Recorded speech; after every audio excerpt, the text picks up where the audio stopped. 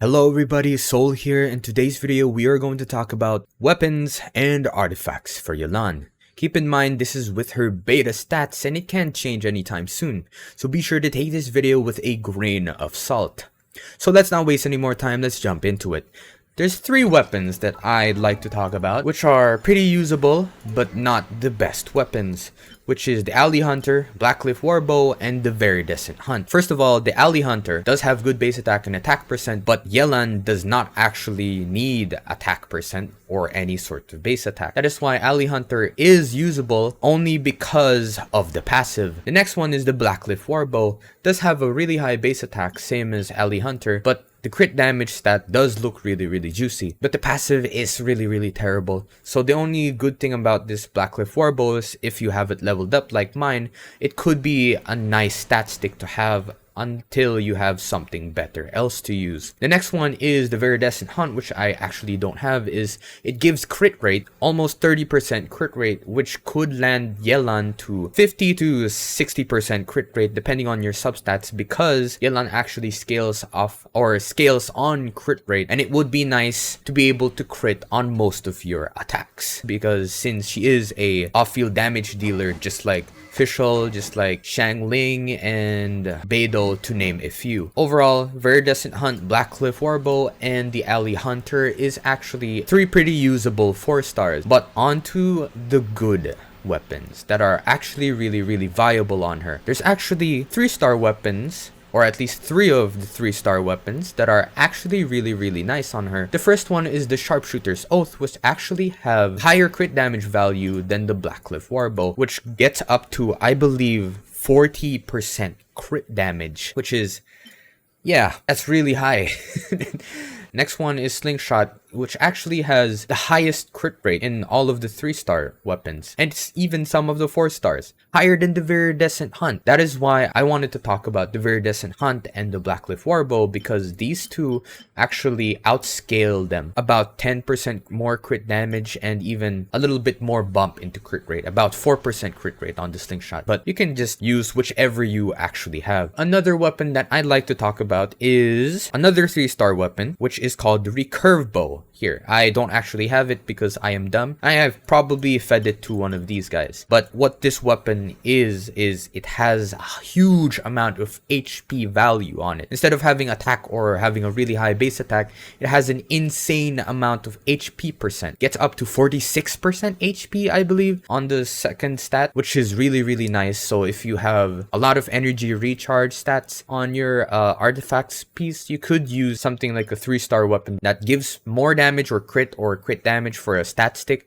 or so you could use more HP percent or add more HP percent, so you could pave way for some other stats that you could use. The next one is Stringless, which has a good passive because most of her damage is actually on her elemental skill and burst, and the more refinements you have of this, the more better it might be for Yelan. So the next one is Moon's Moon, Moon's Moon, or whatever, or however you pronounce that, which actually buffs the burst damage of the one who's equipping it. She does have a pretty high burst scaling, or at least a pretty high burst cost is what I meant. Up to 70, it can change, we don't know, but overall the Moon's Moon or this kind of bow is actually a great option if you're using Rational team, which is Ride the National, or a team that has a lot of high base energy cost on their burst, which is why it's a great bow. But it does have a lot of attack percent, about the same as Alley Hunter, but the passive is really usable. The next one is the Sack Bow, which actually is probably one of her best in slot. Gives energy recharge, the base attack isn't really usable, but the passive is really nice if it procs. We don't really know if it procs, but if it does proc,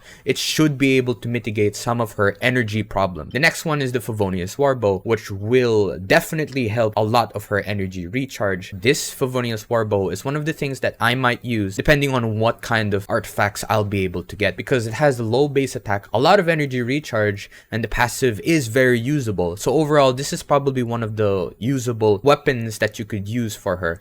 probably one of the free-to-play ones, because I believe you'll be able to get this just from playing the story. So if you have a leveled up Favonius Warbow, maybe you have a Refinement 5, it could be a really, really great option. The next one is Fading Twilight, which is going to be a new 4-star bow, which overall is actually the best one. It gives energy recharge, just like the Favonius Warbow. Very, very close to the Sacrificial Bow. It has the same amount of base attack. The energy recharge is about the same. The new bow will be able to increase her damage just by hitting enemies, even off the field. So overall, it's a great bow. If you get it and you want to level it up, you should be able to have an R5 version of it. But if you have any of the other bows here, you can experiment if you have them leveled up, but maybe or some other YouTuber out there or content creator will find the best one overall. But these are just the options that I want to give. Next one is the 5-star bows. Actually, the 5-star bows, every single one of them have really, really high crit values on them.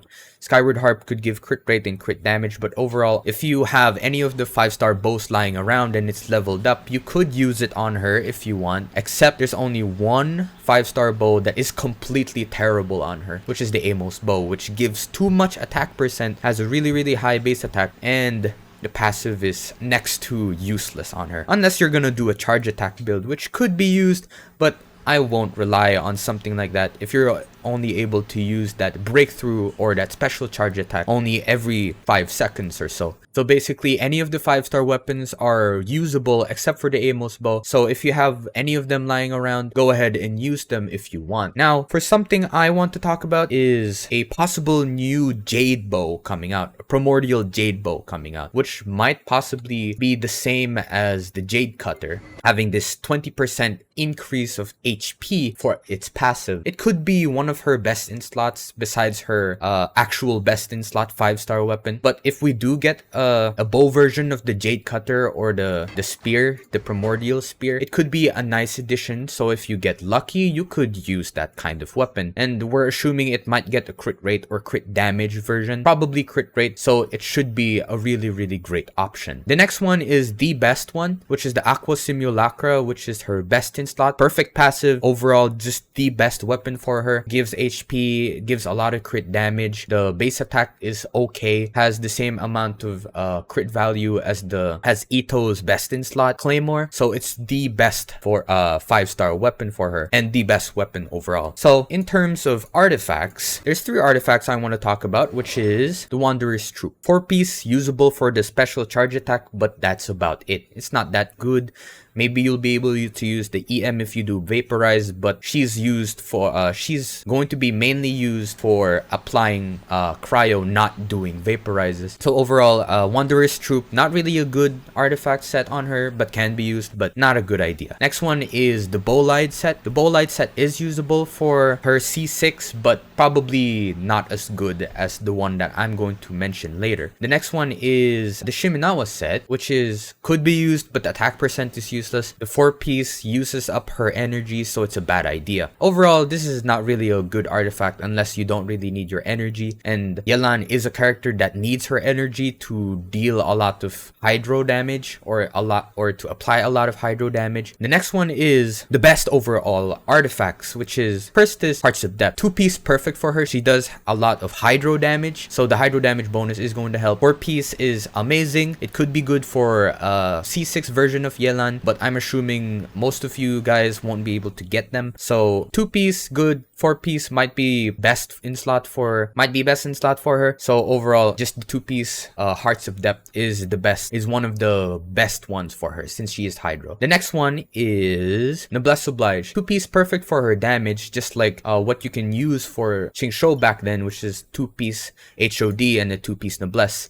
But now you could mix and match, but the 2-piece is really a good idea since she is going to be used for her burst damage. 4-piece is perfect since it can buff some of your allies, and if you don't have any other Noblesse 4-piece users in your team, you could just put it on her, so you could make better builds or team comps. But overall, Noblesse 4-piece, a really, really great option if you don't have a 4-piece user. or noblesse user in your party. And then next is the Emblem of Severed Fate. This one is perfect for her energy problems, so you could have better weapons that actually don't need energy recharge on them, because this set should be able to incentivize you to or should be able to help with some of her energy recharge issues, which gives her energy recharge. You could just use the 2-piece, but the 4-piece is a really nice 4-piece to use. It's probably one of her best in slots, but there is one thing that I want to talk about that might be better in terms of damage overall, at least overall, since she does have some damage capabilities on her elemental skill and not just her burst, even on her charge attack. That's why I want to talk about the Millilith set. 20% HP is what she needs. She wants the HP. She does deal damage based on her HP, so that's why Millilith, or the tenacity of the Millilith set, is one of her best in slot. The 2-piece is the one that's usable. The 4-piece isn't really a good idea, but overall you could just have a mix and match of noblesse, HOD, tenacity of the Millilith,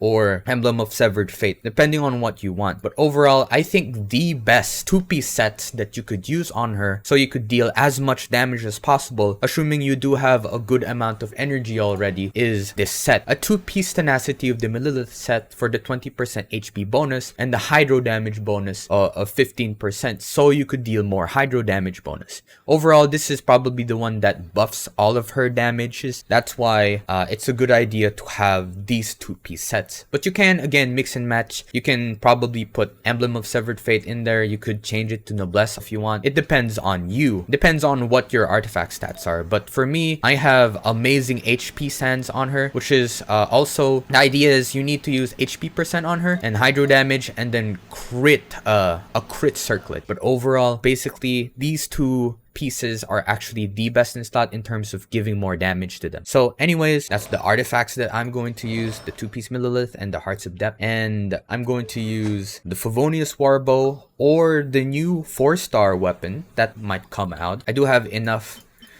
resources to level 90 it immediately if it is a free 4-star weapon. But overall, I think I'm going to use Yelan in this vaporized Diluc team.